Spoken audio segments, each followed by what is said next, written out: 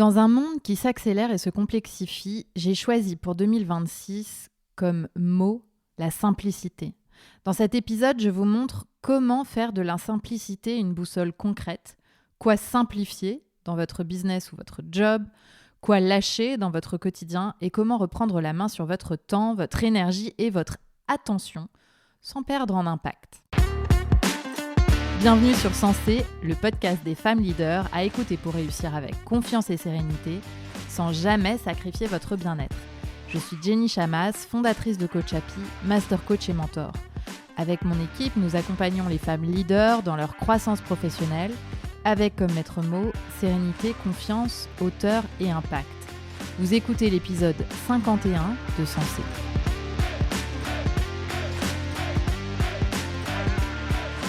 Bonjour chers leaders. Je vous le disais en introduction, j'ai choisi comme mot de l'année la simplicité. Alors le mot de l'année, c'est un guide, c'est comme une intention placée pour mon année. À un moment où j'observe et j'expérimente que tout s'accélère dans notre monde, où beaucoup de choses se compliquent dans la sphère économique et géopolitique, il m'a semblé presque faire acte de foi en choisissant l'éloge de la simplicité. En coaching, ma question préférée, celle qui déroute autant qu'elle rompt des schémas bien ancrés, est « et si c'était simple ?» Quand une leader m'expose qu'elle ne sait pas comment sortir d'une situation complexe, comment naviguer certaines relations professionnelles, comment annoncer des choses difficiles, je lui demande « et si c'était simple ?» Dans bien des cas, cette question permet une résolution rapide et simple pour peu que la coachée accepte de lâcher la complexité de la situation et sa dimension dramatique. J'aime tellement cette question que j'ai décidé de me la poser chaque jour en 2026 pour honorer mon intention annuelle. Je pense que le monde a besoin de revenir à la simplicité pour guérir. Vous comprendrez le sous-entendu que je pense que le monde est malade en ce moment, je pense que ça ne va pas. Et je pense aussi que nous, les femmes leaders, nous avons besoin de simplicité pour avoir de l'impact tout en se sentant bien. Alors quand je pense simplicité, qu'est-ce que j'entends ? D'un point de vue business, je pense par exemple au 20-80 de la loi de Pareto. Orienter son temps, son attention et ses efforts sur les 20% des actions qui créent 80% des résultats et tenter de lâcher le reste. Et tant pis si c'est imparfait, tant pis si cela me donne le sentiment de ne pas aller au bout, mieux vaut fait que parfait.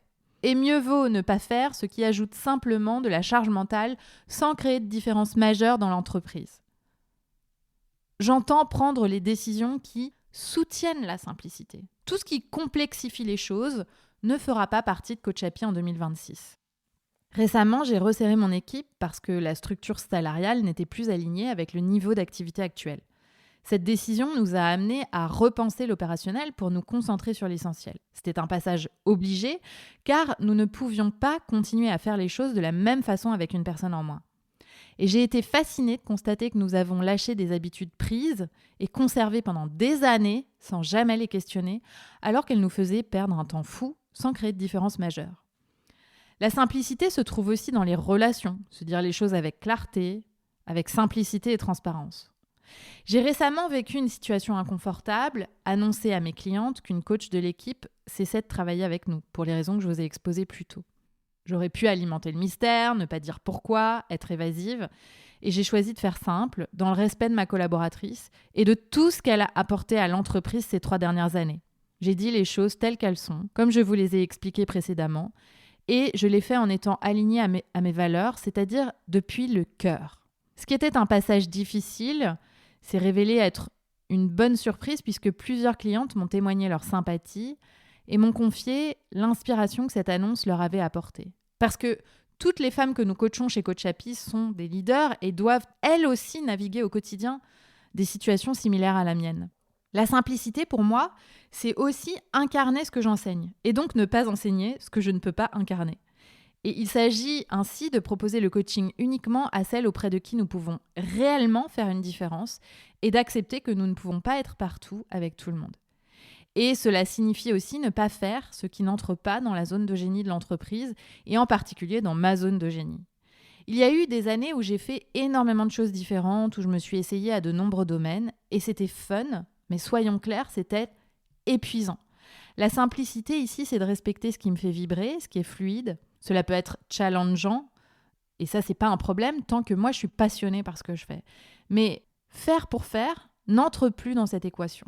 Et la simplicité, pour moi, c'est aussi continuer à travailler 4 jours par semaine et respecter le rythme que je choisis. Des rendez-vous récurrents, beaucoup de coaching, des espaces de création et une coupe majeure sur les réseaux sociaux.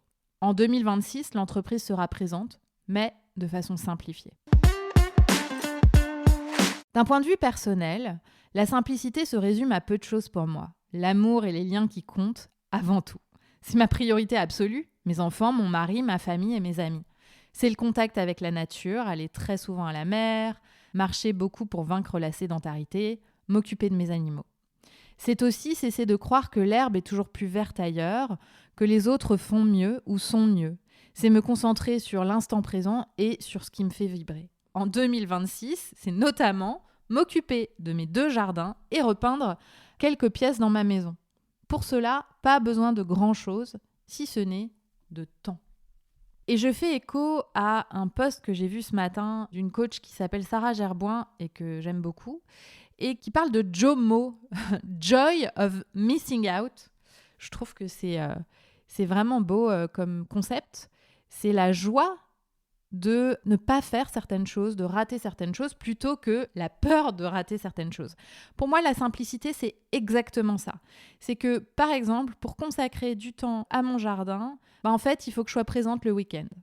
Sinon, je ne peux pas m'occuper du jardin. Et ça nécessite peut-être de rater quelque chose. Finalement, quand on parle de simplicité, l'enjeu majeur sont le temps et l'attention.